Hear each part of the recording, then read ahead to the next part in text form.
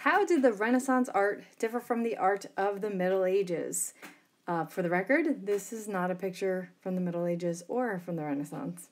So Renaissance art, or why Leonardo, Michelangelo, Raphael, and Donatello are more than just mutant turtles. As a reminder of what art and architecture was like in the Middle Ages, here is a picture from the Middle Ages, and I want you to see what you notice about it.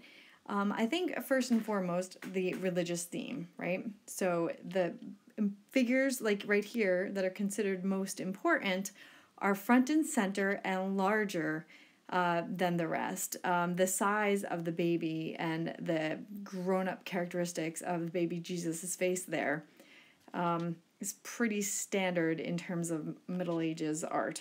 Some other things I would like you to notice is that the lack of perspective. I mean, it does look like these little people over here are further away, but you'll notice that in the crowd in general, like here, everybody's about the same size, and the people in the front aren't like obscuring our view of the faces behind them. It's like everybody's sitting on risers, and they're all of sort of equal importance. It's going up instead of back. And when you look at the facial expressions, just looking at face after face after face, it could just be like the same face painted over and over again. Remember that idea of icons. So these facial expressions are sort of somber. They don't really draw you in. They're not inviting. A picture like this is meant to tell a story for sure. It's meant to show what is important to the people of society, and could also be used to help focus prayer. So paintings in general in the Middle Ages were flat and two-dimensional. They lacked that perspective. They don't look realistic. They don't look 3D.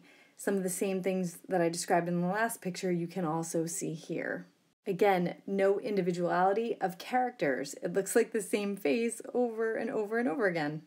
You're going to see religious themes because the Middle Ages was characterized by really the church, specifically the Catholic Church. And a lot of this religious artwork would be used for spiritual purposes. They used tempera paint, which is this permanent, fast-drying painting medium. They have very little use of perspective, and that's that ability to take something that's normally 3D and project it on a 2D surface so that it still looks 3D.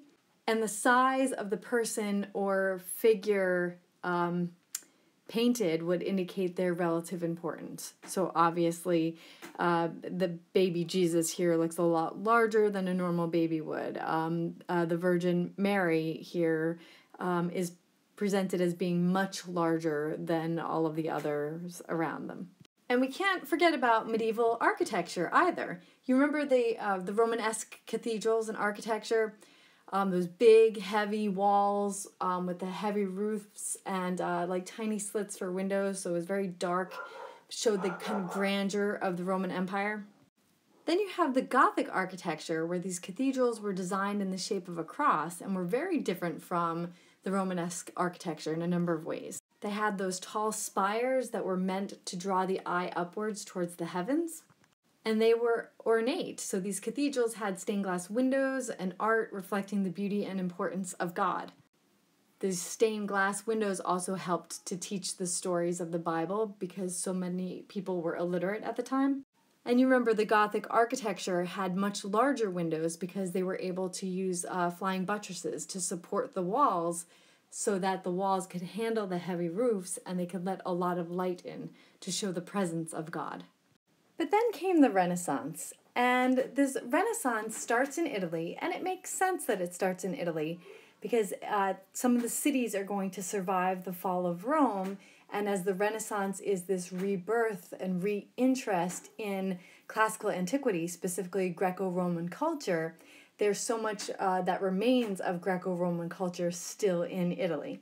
Some of the Italian cities that survived the fall of Rome are going to be in perfect locations for trade to flourish. And remember that throughout the Middle Ages, it was the church that preserved any form of learning, really. And the church is going to be a big patron of the arts because they are going to be able to afford to pay for the arts. And if you look at Botticelli's picture here, you'll see immediately the differences. While this does have a religious theme, not all Renaissance art will. Some of it will for sure. You will notice though that there are different faces on the people around them, that there is this interposition. Like so, if you're standing in the front, you are blocking off parts of people behind you and so forth. So as we look through the new innovations in art and architecture, these are really the things we're going to be looking at. That classicism, that Greco-Roman history there, the mythological themes, realism and expression, emphasis on individuality. They won't all look the same anymore. This focus on the human condition and what it means to be alive here and now instead of living sort of for the next life. This perspective, like linear perspective, so being able to look at 3D images on a 2D surface and have it still seem 3D, symmetry, and geometry. So the first point here, classicism. By classicism, we are talking specifically about Greco-Roman influence, the classics. They will also have this focus on secularism, so this idea that the here and now, the worldly stuff that matters, not just religious themes. Humanism with the liberal arts and the human condition. You're going to see individualism, these different characters showing up, these freestanding figures, and you'll notice the symmetry and balance.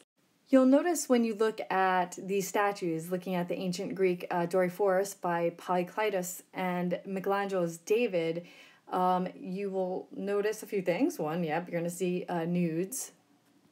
But you'll notice that the poses that they take are more realistic. So they take a contrapposto pose, where it's like someone might actually stand with your weight leaning on one side as though you're ready to step forward. For the second point, the mythological themes that you'd see, here's an example. This is Botticelli's The Birth of Venus. If you remember, Venus was the Roman goddess of love and beauty. The third point here, realism and expression. This is a picture of the expulsion from the garden. Here, Masaccio is trying to show you how devastating it must have been for Adam and Eve to be expelled from the Garden of Eden, based on the biblical story of Adam and Eve. For the fourth point, emphasis on individualism, you notice here in the painting of the Duke and Duchess of Urbino, you get an idea of what they actually look like. So if this is what your facial features are like, this is your expression, this is how you're shaped, this is how you get painted. So to put it in modern terms, no filters. And even in a picture like this, the Annunciation, where you have a revelation to Mary by the angel Gabriel, even though it's a biblical reference, once again, you'll notice the individual expressions and the differences in the way that the two people look. And I think the credit got cut off here. This is a painting by Fra Angelico. And the fifth point here, the human condition. This is taken from The Three Ages of Man by Titian. You'll notice the young babies growing up more into an adulthood. And then it looks like mourning the loss over there. So the question really is that person staring at those two skulls in terror or in wonder? And continuing with the fifth point here, the human condition, chiaroscuro and fumato are used. Chiaroscuro, you are using light and dark contrast to show the shadow of an image. It gives people a sense of where something is located. So where you see the light, that might be closer to the source of light or closer to the person looking at the picture. The darker stuff would be behind them. The fumato would be the blurring and running of tone into each other. Essentially, the effect of the fumato would be to show that some things are closer and some things are further away. The sixth point is perspective. So you'll notice that perspective is used to make some things look like they're closer to you and some things look like it's further away. This is Masaccio's The Trinity. And you'll notice the engraving here, that is kind of creepy, actually. So specifically, perspective is the art of portraying a three-dimensional object on a two-dimensional surface. And basically, you start with a horizon line where the sky appears to meet the ground. You include a vanishing point, so right here, located near the center of the horizon line, where all parallel lines that run towards the horizon line appear to come together or converge like train tracks in the distance. And then these orthogonal lines, they're kind of these imaginary lines, or lines really an artist might start with, these visual rays that help the viewer's eye to connect points around the edges of the canvas to the vanishing point along the horizon. It helps to give you that depth perspective. The seventh point is symmetry, so there's going to be new architecture that is based on the circle, which is God's most perfect creation. No beginning, no end, and is supposed to show God's plan for the world and man's ability to achieve it. This picture here is a picture of the cupola of Florence's cathedral, and this was designed by Brunelleschi. And here in Brunelleschi's dome, one of the things that's so interesting about it is that he designed it without using scaffolding, and he didn't use any of the flying buttresses that would have been common in Gothic architecture in the Middle Ages. And as a point of comparison, some famous domes. I'm not sure how many of these you've been to. And so you get an idea on the size difference of these different domes. Here you go. And our eighth and final point, the geometrical arrangement of figures. Here in this Madonna painting by Leonardo, you'll notice the triangle shapes of both figures that you're supposed to be looking at. What's in the front, the figure, is triangle shaped. What's in the back is not. So you see the figures themselves as architecture in the pieces. At this point, you're going to want to use the handout, the rest of the slideshow, and your textbook to fill in that chart that we gave you. So your favorite artists, the Teenage Mutant Ninja Turtles. Starting with Leonardo da Vinci. So here we have the Baptism of Christ, and this was actually done by two painters, Verrocchio and Leonardo da Vinci. Verrocchio was Leonardo's teacher. It is actually possible that other people in Verrocchio's studio also worked on this, but I want you to notice those 8 points that we were looking at: the chiaroscuro, the individuality, the symmetry, the geometry, etc. And one thing that you might find interesting is that Leonardo himself is in this picture, although based on his dates, he was not present for the Baptism of Christ. You might be familiar with Leonardo's Vitruvian Man. This idea that there's a correlation between the ideal human form and the ideal geometric form. And that ideal person would be a person of great and varied learning with skills in a great number of areas. And Leonardo is often considered the ultimate Renaissance man, this broad knowledge about many things in different fields, deep knowledge or skill in one and potentially more areas, an ability to link information from different areas and disciplines to create new knowledge, and this Greek ideal of the well-rounded man was at the heart of the Renaissance education.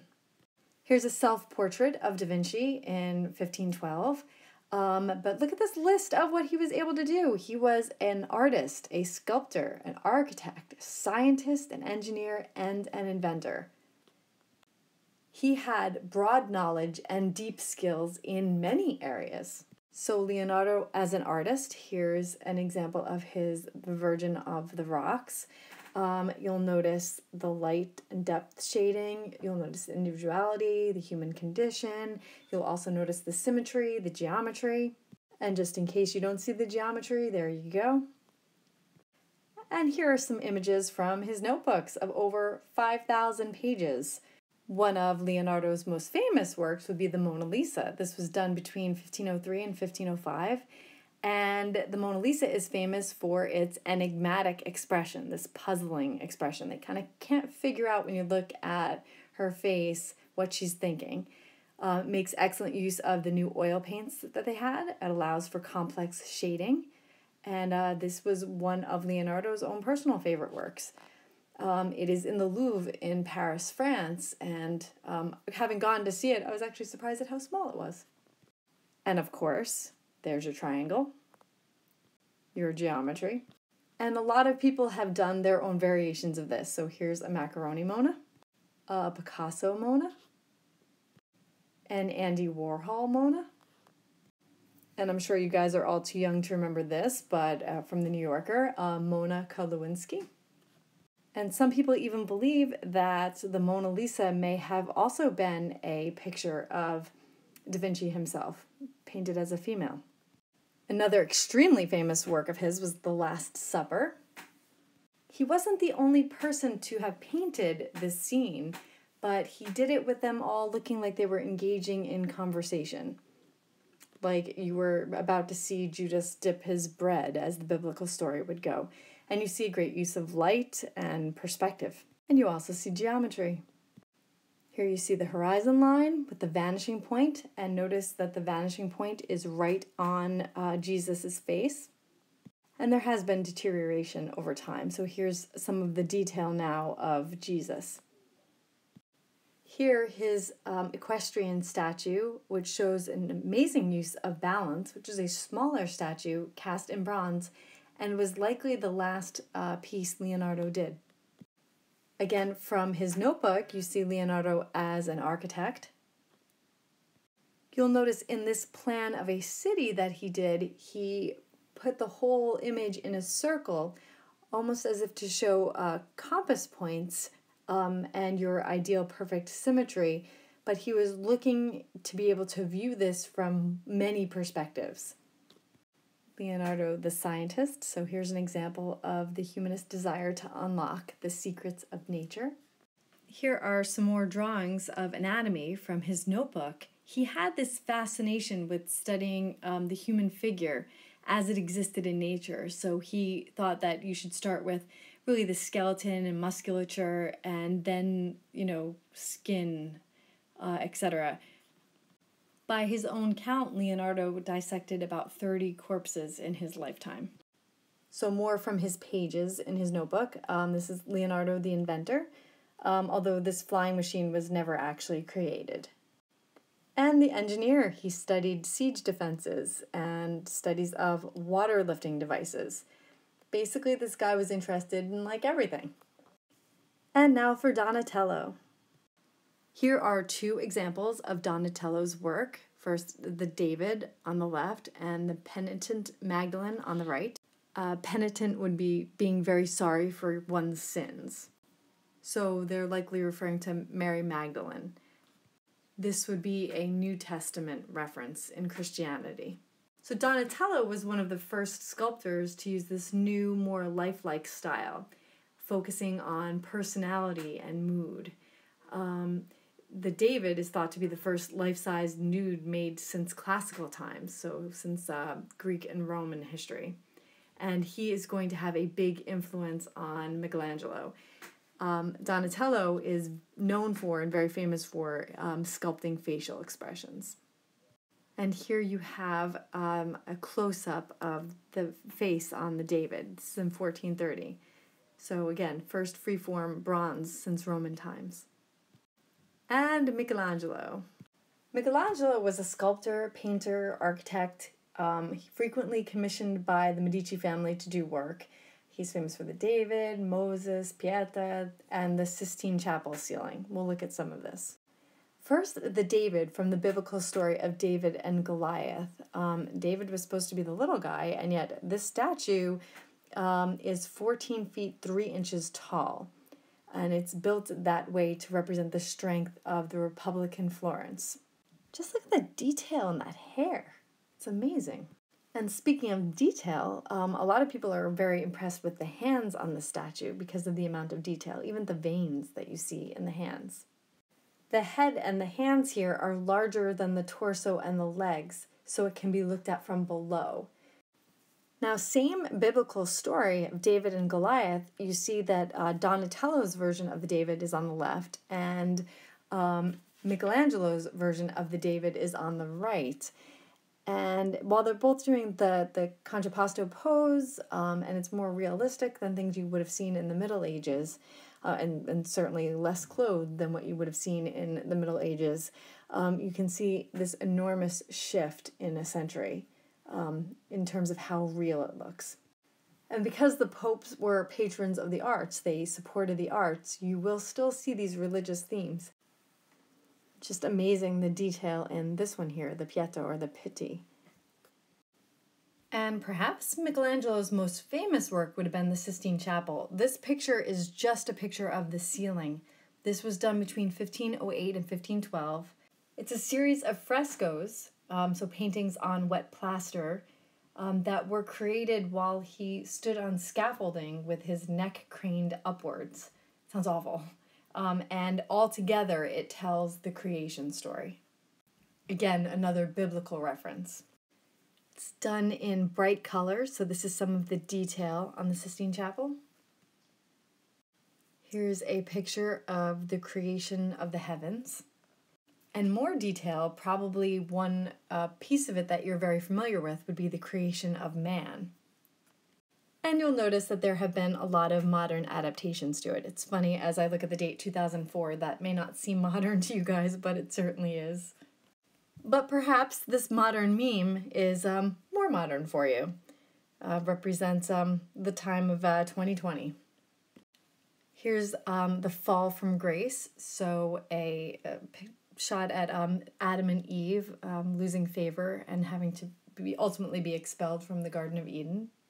And in the Sistine Chapel, you will also see paintings of the Last Judgment, so there's some of the detail there.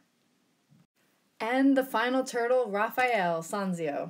A well-known work by Raphael would be the School of Athens.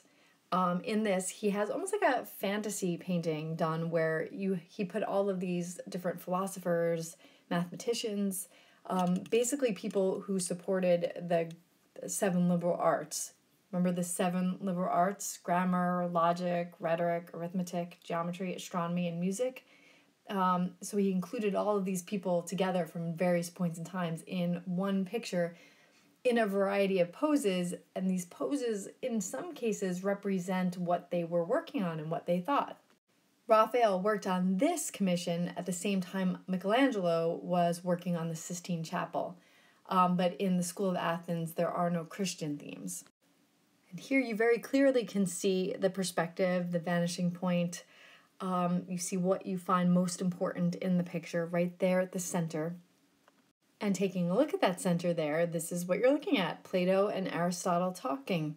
So this is a perfect example of Greek influence and the new emphasis on the humanist ideas. You'll want to notice that Plato, his hand is pointing upward, where Aristotle's hand is pointing downward. Plato looks to the heavens for this ideal realm, and Aristotle was looking to the earth for the here and now. Some of the people that would be present from the Renaissance would have been Da Vinci, Michelangelo, and Raphael. They're all included here. Looking at some other details here, you have 3 known philosophers. Averroes, who was a Spanish Muslim physician and philosopher. Hypatia, who was the first known woman mathematician. And Pythagoras, whom you learned about in geometry class, no doubt. And over here, you have Zoroaster, a philosopher. You have Ptolemy, a Greek astronomer, and Euclid, known for geometry. Another of Raphael's pieces would be the Liberation of St. Peter. Notice again the light and dark shadowing. Notice the perspective, the human condition. And in the Sistine Madonna, you might, even if you aren't familiar with this picture, you might recognize part of it. Look down towards the bottom. Recognize that? You've probably seen it before. Here you have a self-portrait of Raphael. Notice the chiaroscuro and the fumato. And he did a painting of Castiglione, somebody that we will be talking about when we talk about the writers of the time. The Betrothal of the Virgin. I think you should immediately notice the geometry, the shading, the symmetry, the human condition, the light and dark shadowing, all of it. And there you have the perspective, your orthogonal lines leading to your vanishing point along the horizon. Raphael actually did several Madonnas. Here is one of them. Notice the geometry. 2 others, you'll notice the geometry again. Look at the facial expressions, the individualistic expressions.